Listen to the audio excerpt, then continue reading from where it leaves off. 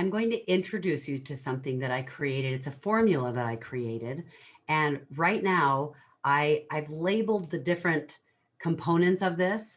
I've given them certain titles. I'm working on alliterating the titles so that those may change. I may leave them the same, but I thought, you know what? I'm not going to wait to share it. I want to share this with you guys because it really shows exactly why corridors of consequence are so important. Now, if this is the first video you've heard me talk about corridors of consequence, I want to tell you what those are. A corridor of consequence is that moment in your life where you have a decision to make, and you have several of them every day. Some of them, and the decision you make in that moment makes all the difference. It changes the trajectory. It decides the trajectory of your life and leads to a certain consequence in your life. And that is what you're living with right now. And we all have corridors of consequence. Some of that consequence in our life, some of them are like change the degree of your trajectory of your life more than others do. Some of them are smaller, but we all have several every single day.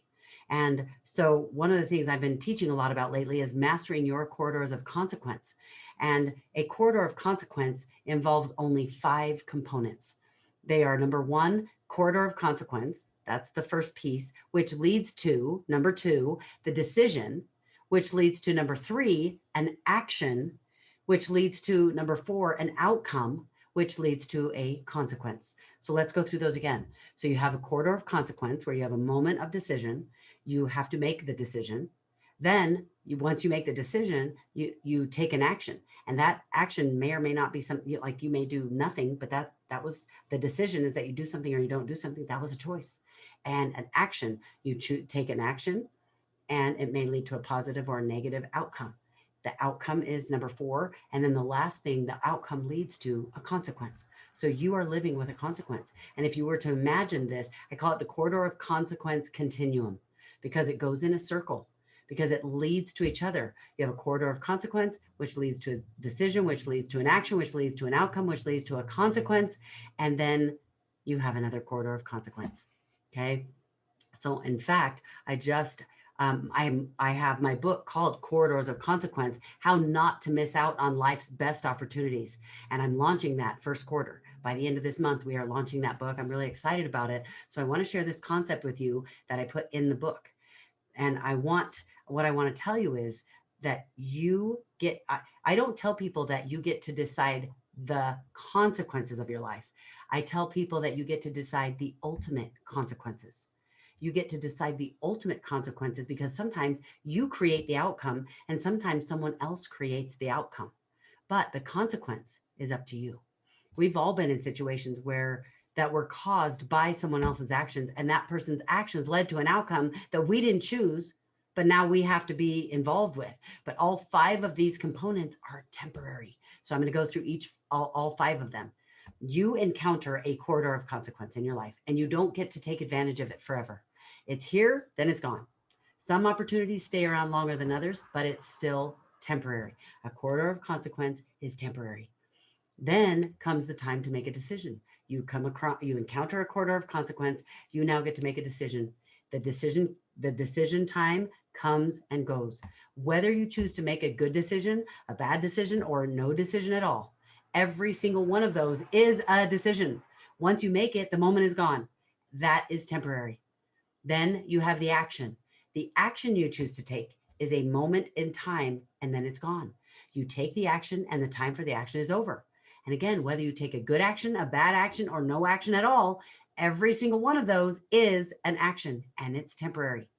The outcome is what happens because of your decision and your action. So you made your decision, then you had an action, and that leads to the outcome. Or sometimes the decision and action of someone else leads to the outcome. The outcome is only the beginning stages of what you're going to have to live with. But the outcome is also temporary. It's only the outcome until you encounter another corridor of consequence and start the process all over again, which of course will lead to a different consequence. The outcome is temporary. The consequence is the situation. This is number 5. This is the last part of the cycle. The consequence is the situation that settles on your life after the outcome. The consequence is what you will live with every single day.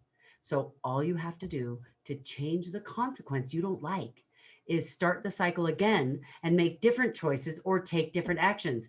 Even if someone else's decision and action led to an outcome for you, and now you're living with the consequence is only temporary.